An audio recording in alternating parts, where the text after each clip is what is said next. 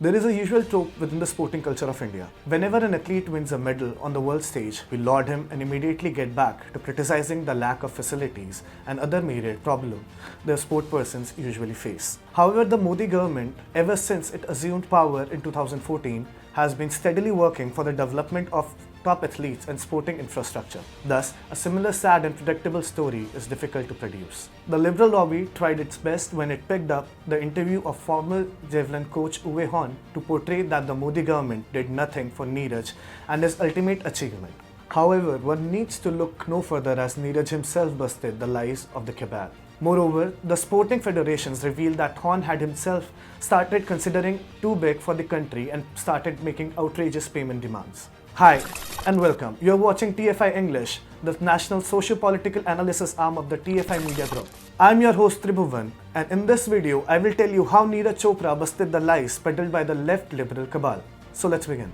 Ever since Neeraj Chopra won the first gold medal in a track and field event for India at the Tokyo Olympics 2020, the liberals around the country have been trying to play down his achievement and find ways to slay the government. While for some Chopra became a Sanghi for his nationalist credentials. Others have picked up the interview of former javelin coach Uwe Hahn and tried to establish that Neeraj received no help from the Modi government. Indian Express ran a story in June earlier this year where Hahn took potshot at Sports Authority of India, Athletics Federation of India, and presented a dystopian picture of the sporting scene in India.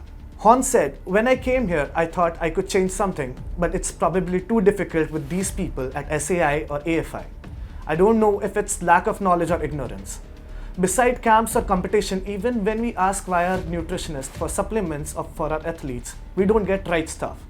Not even for top athletes. If we get something, we are very happy." However, Indian Express, infamous for running coup article, conveniently hid the fact that Neeraj had left Hahn and decided to train with Dr. Klaus Bartnes in 2018, 3 years ago. Nowhere in the article the publication tried to clear the ambiguity and presented it as if Hahn was the coach of Neeraj. Neeraj Chopra, while being felicitated by AFI on Tuesday, remarked, "I respect Hahn sir. I won gold in 2018 Asian Games and Commonwealth Games under him. But his technical approach and style of training was different. I told him that I want to work with Klaus sir." Besides, the same day the interview was published, Neeraj training abroad must have read the lies spread by Hahn and thus took to Twitter to clear the air. Neeraj tweeted, "As far as preparation for Tokyo 2020 are concerned, all my requirements have been taken care of in the best possible way. I'm training in Europe currently, and I am thankful for the efforts made by the government and the Indian Embassy, despite the tough visa rules." Moreover, after liberals created clamor over Hahn's interview, the skeletons in the closet started coming out as it was revealed that Hahn was the nerve center of the controversy. According to a Times of India report, it's been alleged that Hahn's original contract was worth Rs 1.09 crore a year plus boarding and lodging, medical facilities and leave travel. However, he wanted a 50% hike and to be paid Rs 1.64 crore a year tax-free and first-class air tickets during renewal. One of the sources told the publication, "SAI in 2020 has informed that his demands were unreasonable and unacceptable since the result of the throwers he was training did not warrant an increase of Rs 55 lakhs. SAI also pointed out that it had appointed another foreign javelin throw coach, Dr. Klaus Bartnes, at considerable expense on the recommendation of the AFI and that he is training Neeraj Chopra for nearly a year and a half. Mr. Hahn decided to renew the contract at the existing term and was training Shivpal Yadav. Another javelin thrower, Anu Rai, also refused to train with him. The SAI sources claim that a total of Rs 7 crore was spent on Neeraj's training during the 4-year Olympic cycle.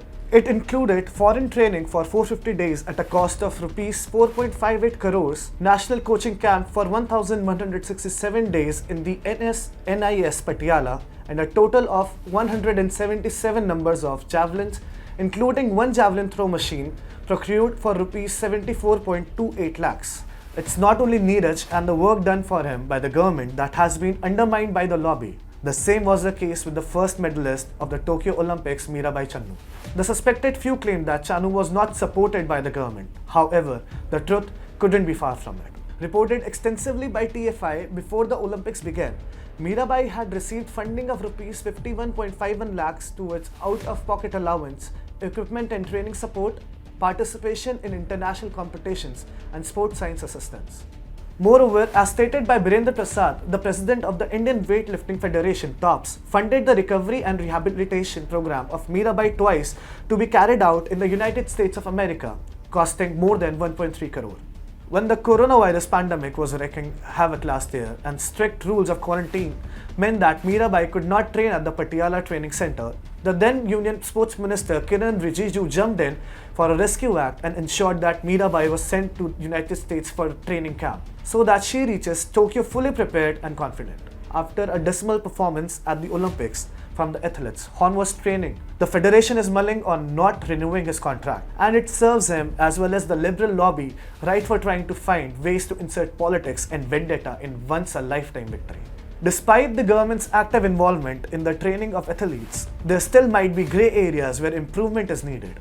But taking a public platform after being removed as the coach of the athlete and claiming to speak on behalf of him just proves that Horn was trying to vent out his frustration and anger.